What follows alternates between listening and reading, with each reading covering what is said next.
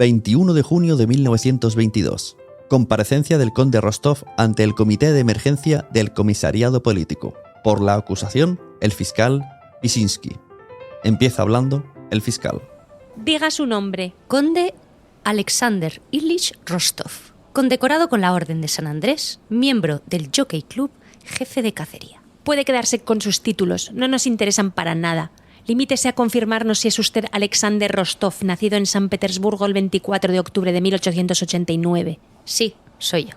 Antes de comenzar, permítame observar que no recuerdo haber visto jamás una chaqueta adornada con tantos botones. Gracias. No era ningún cumplido. En ese caso, exijo una satisfacción en el campo del honor. Silencio en la sala. ¿Domicilio actual?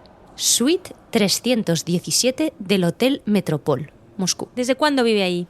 Me alojo en el hotel desde hace casi 4 años. ¿Profesión?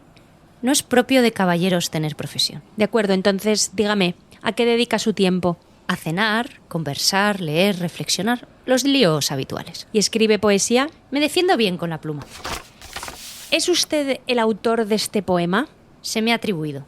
¿Por qué escribió este poema? Exigía ser escrito. Muchos consideraron su poema como una llamada a la acción revolucionaria, por el hecho de haber salido a la luz durante el periodo de represión posterior a la fallida revolución de 1905. ¿Está usted de acuerdo con esta valoración? La poesía siempre es una llamada a la acción. Y fue en la primavera del año siguiente cuando abandonó usted Rusia para dirigirse a París, ¿verdad? Creo recordar que los manzanos estaban en flor. De modo que sí, es muy probable que fuera en primavera. Sí, el 16 de mayo, para ser exactos. Bien, entendemos que decidiera imponerse un exilio voluntario. Hasta simpatizamos, en cierto modo, con sus motivos para huir del país. Lo que nos preocupa es su regreso en 1918.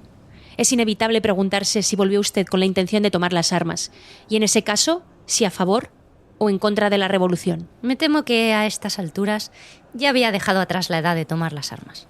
Entonces, ¿por qué regresó? Echaba de menos el clima. Conde Rostov, por lo visto no es usted consciente de la gravedad de la situación, ni demuestra el respeto debido a las personas aquí reunidas. En su día, la zarina se quejaba de lo mismo.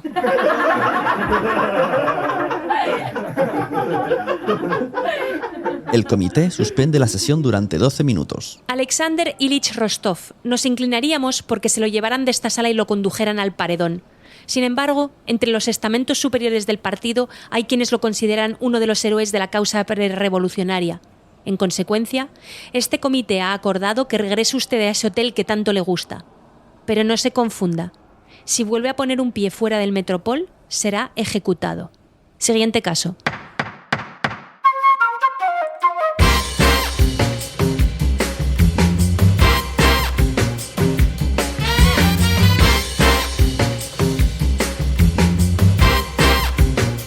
Bienvenidos, Medianers, a un episodio especial de Un día eres joven, el podcast en el que analizamos con humor libros, estrategias y estudios para vivir airosos y felices en la adultez. Acabáis de escuchar el principio acortado de la novela Un caballero en Moscú, porque hoy vamos a hacer algo súper medianer, algo que te establece automáticamente como medianer profesional. Hoy os vamos a hacer participar en nuestro primer episodio del Club de Lectura. ¿Qué hay más medianer que pertenecer a un club de lectura? Absolutamente nada. Somos Chloe Puello y Ana de la Hoz, expertas en ese momento entre los 27 y los 55 años en el que te tropiezas con las crisis existenciales. Y a veces un buen libro te puede dar mucha perspectiva. Hemos elegido Un caballero en Moscú para inaugurar nuestro club de lectura Sui Generis. Es una novela de 500 páginas, muy bien escrita, de las cuales se han vendido más de 1 millón de ejemplares. Empieza lentamente, pero a cada página que pasa va a mejor, va a más. Es un gustazo de libro. ¿Y por qué decimos que el club de lectura es sui generis? Pues porque la idea es que no vamos a destripar en ningún momento la historia de los libros que comentemos, ¿vale? Cero spoilers. Al revés, vamos a enriquecer la obra con contexto, historias anexas, curiosidades y un prisma medianer sin desvelar nada de la trama. Así esperamos que los que no se hayan leído el libro pues les entre ganas, y los que sí, que aprendan un par de cosas de propina y prolonguen la experiencia, porque cuando un libro es bueno no quieres que se acabe nunca. Así que hoy hablaremos de grandes hoteles y de cruceros, de la Rusia bolchevique, de cómo convertirse en escritor en la mediana edad y de la vida de película de la hija de Stalin. Empezamos con la sinopsis, que no os preocupéis, no vamos a destripar nada. Condenado a muerte por los bolcheviques en 1922, el conde Alexander Ilich Rostov, erudito, refinado y caballeroso, elude su trágico final por un inusitado giro del destino. Gracias a un poema subversivo escrito 10 años antes, el Comité Revolucionario conmuta la pena máxima por un arresto domiciliario inaudito. El aristócrata deberá pasar el resto de sus días en el Hotel Metropol, que es donde reside, microcosmos de la sociedad rusa y conspicuo exponente del lujo y la decadencia que el nuevo régimen se ha propuesto erradicar. Ahora, en esta nueva y forzada tesitura, irá construyendo una apariencia de normalidad a través de los lazos afectivos con algunos de los variopintos personajes del hotel, lo que le permitirá descubrir los jugosos secretos que guardan sus aposentos, mientras en el exterior se desarrolla uno de los periodos más turbulentos de Rusia. Chan, chan, chan. No os vamos a contar nada más de las peripecias, pero está fenomenal. Entonces, para empezar este club de lectura, a mí me gustaría hablar de Amor Towles, que es el autor de la novela, porque él publica su primera novela con 47 años, después de ser financiero durante más de 20 años, cuando es medianer. Sí, un late bloomer. Late bloomer. Y me parece interesante su historia de reinvención, aunque vais a ver que no lo es tanto. No lo es tanto, ¿por qué? Porque él realmente estudia en Yale y en Stanford y en todas estas universidades mega guays, filología inglesa y literatura. Y su pasión siempre fue escribir. De hecho, al graduarse en 1989, él tiene 25 años, decide mudarse a Nueva York y convertirse en escritor a tiempo completo. ¿Qué es lo que pasa? Lo que le pasa es que la realidad le explota en la cara. Porque él viene de una familia de banqueros y de financieros con pasta. Y aquí está subalquilando un pisito en el East Village con una compañera de piso y su gato, escribiendo todo el día en una habitación oscura y totalmente solo. Y, dato importante, no tiene un duro y su padre decide que no le va a financiar esta vida de escritor. Él quiere que se dedique a las finanzas. Entonces se da cuenta de que necesitaba un trabajo, mira a su alrededor sus amigos que también son artistas y que están pues en una galería de arte, enviando faxes y en una editorial o de camarero, y que están tan cansados cuando vuelven a casa que no se quieren dedicar a su arte para nada. Les dice, no, esto no es viable. Y al final cede un poco a la influencia paterna y dice, bueno, venga, vale, me voy a meter en las finanzas. Pero justo en ese momento, un amigo suyo está montando una firma de banca de inversión. Y entonces le dice, oye, vente conmigo hasta que encuentres otro trabajo. Realmente se va con él y se queda 20 años trabajando en las finanzas, pero muy rápido se da cuenta que eso es el sueño de su amigo y no el suyo. Así que decide en sus momentos libres seguir escribiendo, para quitarse esa espinita, ¿no?, que tenía clavada, porque él tiene una carrera brillante de financiero, gana muchísimo dinero, tiene clientes interesantes, es un sector interesante, sí, le va bien y está satisfecho, pero tiene esa espinita clavada y piensa que para guardar su cordura mental y no volverse alcohólico, creo que dijo en una entrevista, seguir escribiendo en su tiempo libre. Y de hecho, él escribe una novela durante 7 años, que es una basura, lo dice él mismo, que no llega a publicar. Pero esa novela le sirve después para escribir su primer bestseller, que es Rules of Civility, Normas de Cortesía, que publica a los 47 años y que es un éxito absoluto. Y a partir del momento en el que se convierte en un best-selling author, en un autor que vende bestsellers, pues ya deja las finanzas para dedicarse a tiempo completo a la escritura. Sí, fíjate que lo que era una pasión y una profesión se queda en segundo lugar y al final es un hobby. Pero bueno, luego ese hobby, aparte de mantenerle con la cordura, ¿no?, que dice yo necesito esto pues un poco para mantenerme... Sí, el equilibrio. El equilibrio, claro.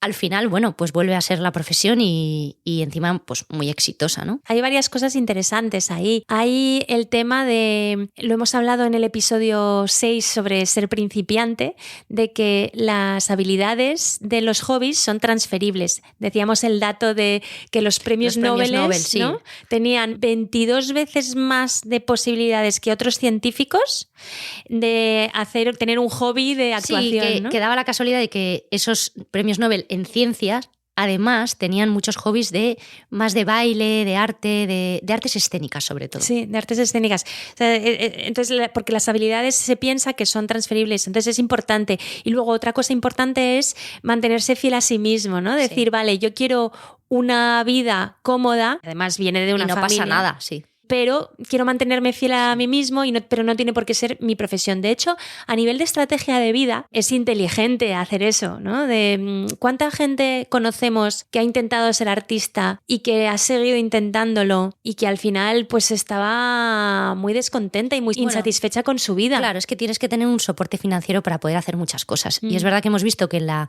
mediana edad, ¿no? Es en esta época de los 40-50, mucha gente hace un cambio porque ya tienen esa estabilidad financiera y es mucho más fácil dedicarte a un hobby o dedicarle tiempo a escribir o a pintar cuando tienes un soporte, obviamente. Y quizá tu creatividad, pues ahí da un... No la dejes de lado, ¿no? Al revés, cultívala, pero no tiene por qué ser tu profesión. Y de hecho, quizás luego se puede convertir en tu profesión de nuevo, ¿no? Ya con esa estabilidad financiera. Exacto. Entonces me ha recordado también un poco a la fábula de la cigala y la hormiga, ¿no? Venga, voy a trabajar un tiempo, voy a ahorrar, voy a acumular para luego poder invertir, porque si no acumulas no puedes invertir en tu talento o en lo que quieras, en un proyecto y tal. Sí, Amor Towles tiene 52 años cuando publica Un caballero en Moscú, ¿eh? Uh-huh. Su personaje, que a lo largo de la historia pasa por fases, pero hay una que es muy medianer y que hemos decidido recoger este parrafito que os vamos a leer, está un poquito acortado, ¿vale? Del protagonista, ¿verdad? Donde el protagonista dice esto, además está hablándose a sí mismo. Tras sorprenderse agitando con énfasis la brocha de afeitar ante el espejo, el conde se detuvo. Dios mío, pensó, ¿será verdad? ¿Ya? ¿A los 48 años? Alexander Rostov, ¿será posible que te hayas vuelto tan inflexible? De joven, jamás lo habría importunado la presencia de otra persona. En cuanto se despertaba, procuraba gozar de compañías agradables. En cuanto a las posesiones, nunca le habían importado lo más mínimo. Siempre era el primero en prestar un libro o un paraguas a un conocido, pese a que ningún conocido, desde Adán y Eva, hubiera devuelto nunca un libro o un paraguas. Y las rutinas. Siempre se había enorgullecido de no tener ninguna. No, era imposible molestar, interrumpir o fastidiar al conde Alexander Rostov cuando tenía 22 años. Porque cualquier aparición, comentario o suceso inesperado siempre era recibido como un espectáculo de fuegos artificiales en un cielo de verano. Como algo ante lo que solo cabía maravillarse y aplaudir. Sin embargo, al parecer, eso ya no era así. La inesperada llegada de un paquete de 15 kilos le había arrancado el velo de los ojos, sin que él lo notara siquiera, sin su consentimiento, su intervención ni su permiso. La rutina se había instalado en su vida cotidiana. Por lo visto, siempre desayunaba a la misma hora. Por lo visto, debía beberse el café y mordisquear sus galletas sin interrupciones. Debía leer en una butaca determinada, inclinada en un ángulo determinado, sin que lo distrajera otra cosa que no fuera el roce de las patas de una paloma. Debía afeitarse la mejilla derecha, la mejilla izquierda y solo entonces proceder a rasurar la parte inferior de la barbilla. Me encanta este párrafo, me encantan varias cosas de este párrafo. Me encanta que al final habla de dos cosas diferentes, ¿no? De la rutina y de las manías. Sí. Me gusta mucho esa reflexión que hace sobre cómo cuando eres joven todas las cosas inesperadas son un regalo. Realmente. Sí, es que divertido. Qué divertido. Sí. La novedad es divertidísimo. Sí. Y en la mediana edad la novedad te corta... Te empieza a molestar porque tú tenías un plan que no se va a poder cumplir porque esta cosa ha interrumpido tu momento o tu rutina o lo que sea. Eso es un recordatorio interesante para tu estado mental, ¿no? De acepta, si quieres mantenerte joven, acepta estos inconvenientes, ¿no? Sí. Porque también vienen aventuras con estos inconvenientes, ¿no? Sí. Esto me ha gustado bastante. Respecto a las rutinas, diría que también es normal ir desarrollando rutinas porque te vuelves más eficaz. Yo que ya sabes que siempre he sido antirrutinas, o sea, no es que fuese antirrutinas, es que no me salían. Me he puesto muy firme este 2024, que es un año par, por cierto. Ah, muy bien. Este año tengo que hacer cosas nuevas. Pero bueno, en septiembre. Y claro, es que es mucho más fácil. La vida es mucho más fácil. Sí, la vida cotidiana. La vida organizada y planificada es un poco más sencilla. Es más aburrida al final, pero es más fácil. Pero luego están también las manías, ¿no? De esto de primero la izquierda, luego la derecha. Tengo que poner los platos en el lavavajillas de esta manera. Sí. Tengo estas manías y que si no, yo recuerdo cuando era pequeña esto con mis padres, con mi madre, de no, es que así no se puede tender la ropa. ¿Qué más da, no? ¿Qué más da? Pero bueno, ¿y tú tienes muchas manías o no? Sí, o sea, yo lo que me he dado cuenta es que últimamente esto es rutina más manía. Como cada vez me cuesta más dormir y duermo peor, cada cosa que me altera el sueño es una catástrofe. Entonces, aparte de tener que tener una rutina para irme a dormir, porque cuando la cambio ya veo que la cosa se tuerce, por ejemplo, no puedo soportar que el pantalón del pijama se me suba y se me quede atascado. Entonces necesito pantalones como de pata ancha, ¿Sí? que no tengan goma abajo, ¿Sí? porque como se me quede incrustada a mitad de la pierna la goma, que no puedo dormir. Eso y las camisetas cortas, tampoco puedo dormir. Bueno, el misterio del camisón. Que alguien me explique cómo duermes con camisón. O sea, el camisón, estás desnudo, te despiertas desnudo, con una bola de ropa debajo de las axilas. No Sí. sé, yo eso no lo entiendo. Si alguien tiene la respuesta, por favor, Sí. escribidnos. Yo he dormido con camisón embarazada. Pero supongo que la barriga te frena, no deja que la sobrepase. Y el hecho de que no te puedes mover, Bueno, básicamente. claro, exacto. Estás como una momia. Sí. Y manías, ¿tienes manías? ¿Tienes alguna manía así como...? No, es que estaba my God. pensando, no tengo manías. Hay cosas que me ponen un poco nerviosa y tal, pero no tengo una manía de que la cosa tiene que estar hecha de cierta manera. Le hemos preguntado a mi hija mayor y ha dicho que soy un poco maniática con la puntualidad. Claro, a su favor, claro, porque lo que le molesta es que le diga que a tal hora la voy a recoger y que tiene que estar esperándome. Pero claro, es que...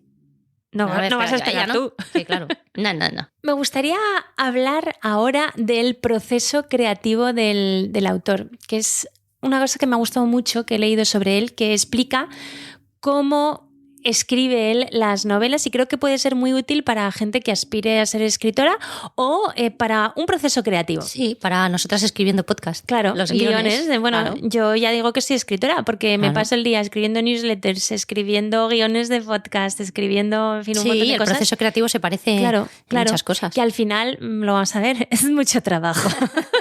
Como todo, esfuerzo. Entonces, él equipara la novela, una buena novela, a una gran sinfonía. Pues tiene que tener sus transiciones correctas, tiene que tener sus motifs, eso que se repite a lo largo de la obra, sus crescendos, sus diminuendos y un final perfecto, que él dice que en una obra clásica todo termina cuando tiene que acabar, ni antes ni después. Yo personalmente me parece que a veces duran un poquito demasiado. Las cabezaditas en el Auditorio Nacional me las he echado. Sí. Bueno, que necesitas práctica. Pero bueno. Y entonces dice que, claro, eso solo es posible si tú haces un esquema detallado de tu libro. Si no, es imposible. Y de hecho su novela, que él escribió durante 7 años, dice que es una basura porque él no había realmente detallado totalmente cómo iba a ser la novela, ¿no? Entonces, él lo que hace es que él empieza haciendo la parte creativa, divertida de imaginación, que puede durar lo que sea. Años. En Un caballero en Moscú se pasa diseñando el libro varios años. La idea la tiene 10 años antes de escribirla. De hecho, yo he leído que donde surge la idea de Un caballero en Moscú es en uno de sus viajes de trabajo como financiero, cuando era un alto ejecutivo, porque todos los años pues iba al mismo hotel en Ginebra. Y un año, al entrar, reconoce a un tipo que estaba en el vestíbulo y pensó, es como si no se hubiera marchado de ahí. Y entonces dice, joder, el hotel está muy bien, pero imagínate vivir aquí todo el tiempo. Y entonces cuando subió al ascensor pensó que pues podía ser una buena idea para un libro, estar atrapado en un hotel durante mucho tiempo, imaginar cómo sería vivir allí. Y cuando llegó a la habitación cogió papel y lápiz y se puso a escribir la trama de Un caballero en Moscú. Sin pretenderlo inicialmente, decide escribir sobre Rusia porque le encantan las obras literarias rusas y le parece que lo del destierro y lo del arresto domiciliario le va al pelo. Claro. Y es que resulta que, una cosa que yo no sabía, pero que he aprendido haciendo el club de lectura, es que después de la revolución, 1/3 de la nobleza rusa se quedó allí y siguió con su vida, aunque, bueno, pues en circunstancias más modestas, ¿no? Así que poco a poco todo le fue encajando y ahí es donde surgió la idea. Él durante años trabaja con esa idea y después de la parte imaginativa, que le surge bastante rápido, porque en cuestión de minutos. Claro, o sea, sí, tiene una idea y dice, esta es la idea. Esta es la idea, exacto. Luego empieza la parte analítica donde elabora el esquema en sí y va contestando a un montón de preguntas. ¿Qué desvelo en esta parte? ¿Cuándo le hago pasar a este personaje por una experiencia? ¿Qué impacto va a tener en los demás? ¿De qué va la novela? En fin, una serie de realmente muy trabajado que dura otra serie de años. Después de eso, escribe e intenta que sea en menos de un año para que se quede todo muy fresco. Y después de eso, el primer borrador se lo pasa a 6 personas y luego come con cada una de esas 6 personas para que le den el feedback.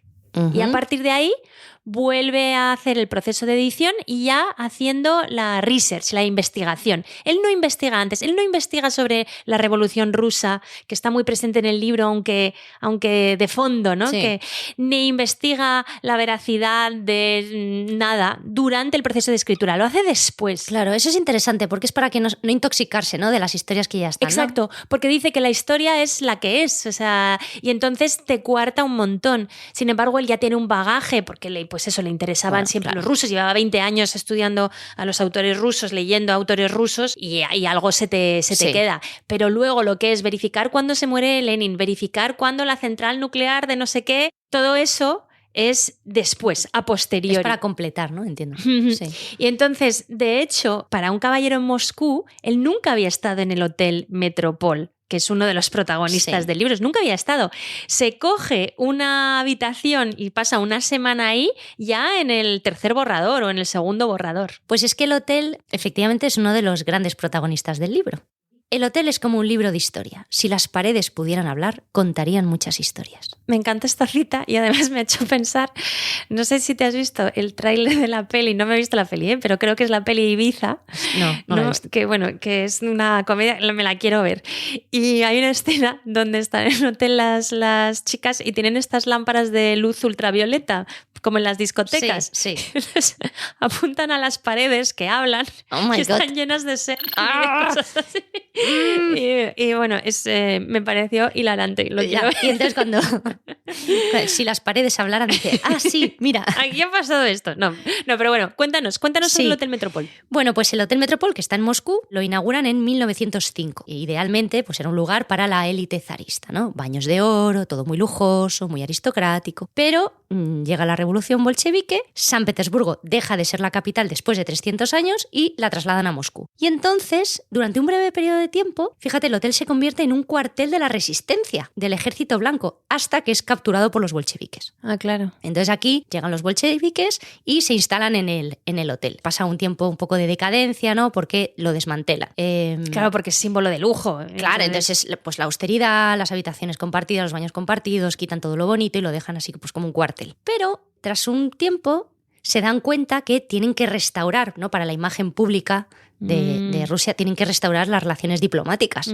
Y que entonces que tienen que abrirse un poco pues, al resto de Europa, al mundo un poco capitalista. Y que necesitan un lugar donde esa gente importante venga a hospedarse. Y entonces deciden reabrir el hotel en 1931. Le dan un lavadito de cara, lo ponen bonito y además lo quieren utilizar como elemento propagandístico, ¿no? De mira qué bien nos va. Porque claro, si yo te invito a un hotel y mi hotel se cae a pedazos, pues qué imagen te doy de que yo me caigo a pedazos. Entonces tenían que poner algo pues fastuoso, ¿no? Y entonces, para dar esta imagen de opulencia, pues lo vuelven a arreglar, ponen a los botones uniformados, sacan la vajilla de plata y fíjate que hasta hay en el bar una música jazz americana, ponen y todo, o sea que fíjate. Había una sensación ahí como de libertad, pero la KGB vigilaba atentamente a todos los visitantes, escribían ahí en el cuadernillo lo que hacían, con quién hablaban, así que había que andarse con cuidado. Imagínate todos los periodistas, todos los extranjeros ahí, claro, fuente de información. Sí. Total. Además borrachos, porque en el bar, ¿no? Hombre, claro, ahí se debía hablar de todo. Y de hecho tuvieron pues muchos visitantes ilustres,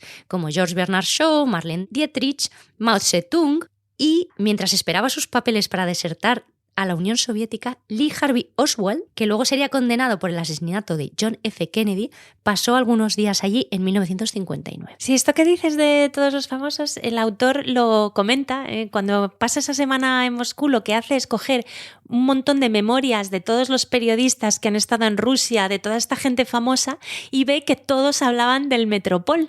Y entonces pues coge un montón de anécdotas que luego va metiendo en el libro.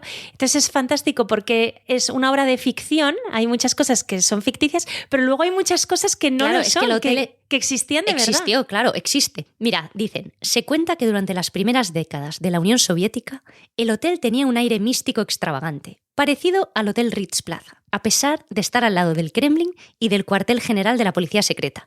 Gracias a su comida sofisticada y ese ambiente liberal, era algo así como Oz en el imaginario popular. Un paraíso en tecnicolor escondido en una metrópolis gris. ¿Y ahora se puede entonces ir al hotel? Claro, de hecho he mirado para ver si podemos ir. ¿Y? Bueno, Son unos 300 euros más o menos la noche. La habitación económica, ¿eh? La cara a cara, 2.300. Bueno, la suite si de compartimos habitación de pobres. Sí. Hombre, sale más barato que dormir en el Ritz de Madrid, ¿eh? O el Four Seasons. Ah, bueno, claro, eso debe ser una millonada. Sí. Es como, no tiene nada que ver un hotel 5 estrellas en Tailandia con un hotel 5 estrellas en Londres. Hombre. O 3, o 2. Sí. ¿Tú te imaginas vivir en un hotel? Pues lo he pensado, leyendo la novela. Digo, joder, ¿te imaginas que te encierran ahí? Claro, un hotel súper guay, pues bueno, no sé. He investigado gente que ha vivido en hoteles y resulta que Coco Chanel vivió 34 años en el Ritz de París. Fíjate, la Coco. Pues es que estaba harta de los días de libranza del servicio. Y entonces se mudó al hotel para 3 días. Yo creo que debían tener fin de semana y dijo, bueno, esto es intolerable y se fue a vivir al Ritz. Esto es el anti-bolcheviquismo, bolcheviquismo. Sí, bueno, no sé te diré que dice. todo al final se une un poquito, ¿Sí? pero bueno. Y ahí se queda. Lo bueno de todo es que los que pagaban la cuenta eran los de la familia Wertheimer, que son los que adquirieron la firma de Chanel, dejando el control creativo a Coco Chanel, pero a cambio, ella lo que habló con ellos es que se tenían que hacer cargo de todos sus gastos. Tenían que mantenerla. Y entonces dijo, pues me voy a vivir al Ritz a todo trapo. Le salió bien. ¡Qué lista! Una lista. Hombre. No, bueno, a Chanel también le salió fenomenal. Le merecía la pena. Hombre, claro. También hay gente, que eso me parece curiosísimo, que vive en cruceros o que quiere vivir en cruceros porque hacen el cálculo de que le sale a cuenta, que es más barato y entonces se va a vivir a un crucero. Sí, mira, habíamos estado mirando esto de los cruceros, ¿no? Y entonces pues había encontrado yo un crucero, el más largo que ha existido, 3 años, que iba a salir de Estambul el 1 de noviembre del 23 y que iba a recorrer 200.000 kilómetros, 3 años, no sé cuántos puertos, todo magnífico, maravilloso. Bueno, pues que se ha cancelado, que no hay crucero. No les ha debido salir a cuenta, no les han salido los números y no hay. ¿Y la gente ha recuperado su dinero? Pues yo creo que no sé. Y ahora han sacado uno para 2025, ¿Sí? si quieres echar números, Sí. que te venden el camarote. De 1 millón de euros, el más chiquitito de 22 metros cuadrados, a 20 y pico millones de euros y para vivir forever. En el crucero. Es que es totalmente absurdo, porque a ver, para empezar un barco no dura forever, lo hemos visto. Ya. Se bloquea en el canal de Panamá, el Titanic se cae, se hunde y te mueres. Bueno, seas catástrofe. No, yo es que me da pánico. Una vez tomamos un barco para ir de Italia a Grecia, que había que dormir por la noche debajo de la línea pero del un mar. ferry. Bueno, casi Claro. muero, o sea, casi de la angustia. Sí. Entonces, En plan crucero, submarino, ¿no? es que es horrible. Sí, no. ¿Tú has ido a un crucero de Yo estos? sí. He estado en un ferry Barcelona-Cerdeña, que es bastante largo y Ok. bastante cutroso. Sí. Y luego he ido con un crucero así grande. Y bueno, iba con niños, la verdad que me lo pasé bien. Sí. O sea, sí que entiendo ese punto de un poco agobio. Pero bueno, a mí me gustó. Yo me lo pasé muy bien. O sea, me parece, Pero no viviría ahí, ¿eh? me parece que es como la imagen de la decadencia y la tristeza, o sea, de la mediocridad. O sea, es ¿En que, serio? te lo juro. ¡Qué crítica! No, pues yo creo que es un plan para hacer con amigos bastante divertido, Sí. ¿eh? Puede ser. Sí. A ver, yo he hecho cruceros, pero Sí. de 15 personas, pequeñitos, y es muy divertido, la verdad. La verdad que, bueno, voy a tener que revisar mi posición, quizás. Bueno, yo creo que lo de los barcos de vela y tal está un poco sobrevalorado también, ¿eh? A mí Al me final encanta, es claro. como una roulotte flotante. No, pero estás cerca Sí. del mar. Sí, pero te tienes una lanzas. cantidad de incomodidades. No sé. Puede ser. Por cierto, hay un artículo buenísimo Ujú. que os lo vamos a dejar, no os lo vamos a contar, de National Geographic sobre la revolución rusa bolchevique y tal, que está fenomenal. Lo dejo en las notas del podcast. No me acordaba, fíjate, y al estudiar un poquito el contexto para nuestro club de lectura, me he acordado que la Revolución Rusa, hay una revolución fallida en 1905, que es como empieza el libro, ¿no? Sí. La pre-revolución. Y he leído un poco sobre ese domingo sangriento, Bloody Sunday, que ya existía entonces Sí. en Rusia antes que en Irlanda. Se lo han copiado. Y es... ¡Qué horror! ¡Qué macabro! Y es bastante horrible porque era una protesta de unos campesinos, hombres, mujeres y niños, familias enteras, por sus condiciones salariales y laborales, y mataron a 2.000 personas, ¿eh? Y persiguieron, no solo para dispersarlos, sino perseguirlos, matarlos. Y es así como empiezan las revueltas y las revueltas campesinas. A todo esto el zar fuera de la ciudad, porque, claro, su seguridad es más importante Bueno, que claro. nada. Bueno, es un periodo Turbulento. muy turbulento y muy convulso, y porque hay que entender que vivía en la miseria total. Los campesinos en Occidente también, pero Rusia era tela, ¿eh? Duro. Pero para eso os leéis el artículo de National Geographic o de Wikipedia. Sí, que los vamos a dejar. Yo quiero terminar hablando de la vida de la hija de Stalin. Toma. He escuchado un podcast recomendado por Molinos, Ana Rivera, que se llama Svietlana, que está contado por un tío, un autor de teatro, a lo Boris Izaguirre. Súper divertido, ¿no? Súper divertido, así como esplendoroso y magnífico. Y como está en inglés, os voy a destripar un poquito. Os voy a hacer spoiler. Aquí sí os voy a hacer spoiler, pero del podcast. Esa señora, Svietlana, o sea, ha tenido una vida de película total. Te cuento un poco. Era la hija de Stalin, la hija pequeña, y de su segunda mujer, que dicen que esta mujer se suicidó, pero parece más bien que la suicidaron porque la ayudaron, ¿no? Sí, la ayudaron un poquito. Joder, porque habló mal de él. Sí, alguna cosa así. habló mal a Stalin en frente de otras personas, en fin, bueno, una cosa un poco truculenta. Ya. Entonces ella a los 6 años se vuelve huérfana de madre y está bastante apegada a su padre juega con ella, la llama mi gorrioncito, entonces todo fenomenal. Lo que pasa es que ella va creciendo y se va dando cuenta de que su vida no es suya, depende de la voluntad de su padre. A los 16 años se enamora de un guionista de 40 años. Pues también es que vaya ojo. Claro, es que es Svieta... Y claro, lo que hacen es mandarlo a este señor a un gulag, a un campo de trabajos forzados en Siberia. A partir de ahí, Stalin decide que en cualquier cita que tenga Svietlana deberá haber un miembro de la KGB. ¿Tú te imaginas el amor cómo puede surgir ahí? Es complicado. Es complicado. A pesar de eso, a los 17 años... Es reincidente esta muchacha, Se vuelve a enamorar y quiere casarse con un compañero de la universidad. Stalin se opone porque también es judío, el anterior era judío y era súper antisemita Rusia en aquella época. Pero ella consigue casarse, tiene un hijo y al año o a los 2 años se divorcia. Al año siguiente se vuelve a casar con otro porque a instancias de su padre este es aprobado. Approved by el régimen.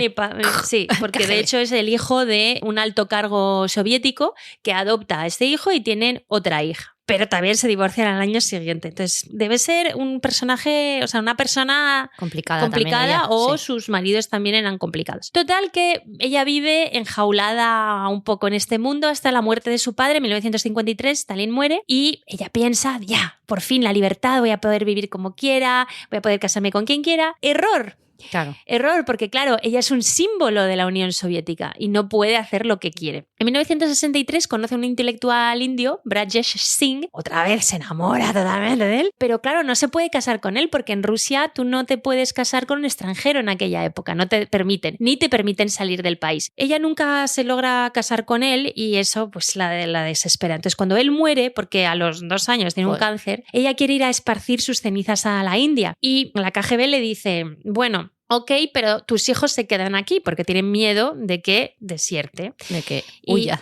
Tienen razón de tener miedo. Claro, porque se va a la India, ¿no? Porque se va a la India, está un mes ahí, descubre la luz, la gente es súper simpática, la libertad, los colores. Entonces dice, yo es que no puedo volver a Rusia, yo me tengo que marchar de ahí. Entonces consigue recuperar su pasaporte por una aventura rocambolesca y aprovechando una fiesta que se le daba en su honor, ella se escapa con su pasaporte y el manuscrito de sus memorias, porque ella es lista, y se planta en la embajada americana y dice, quiero asilo político. Claro. Menudo marrón.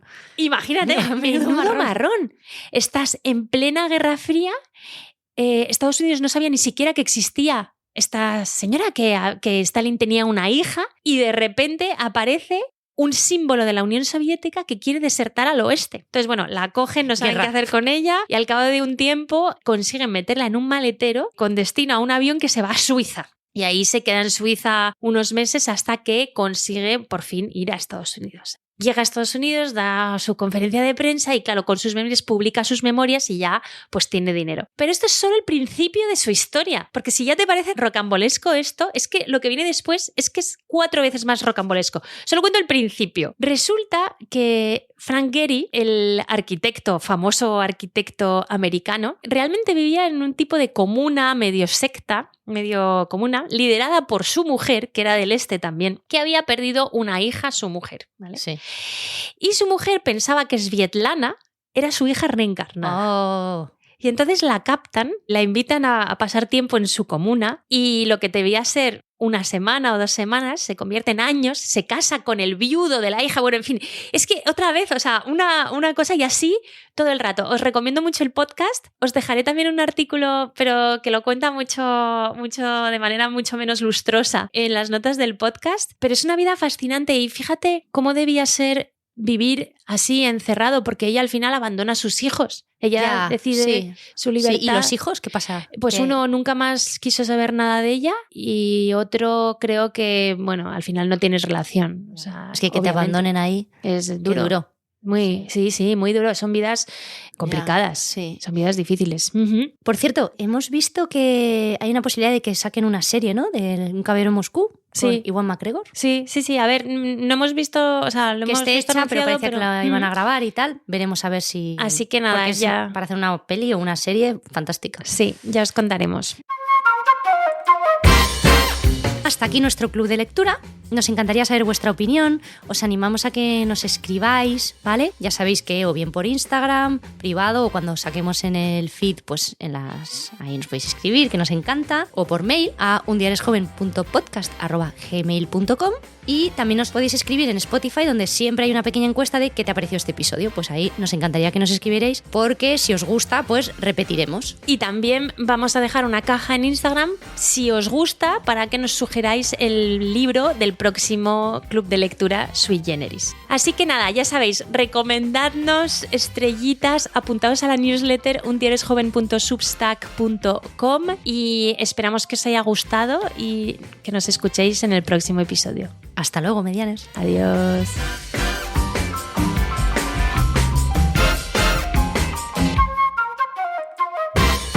Das Vidania.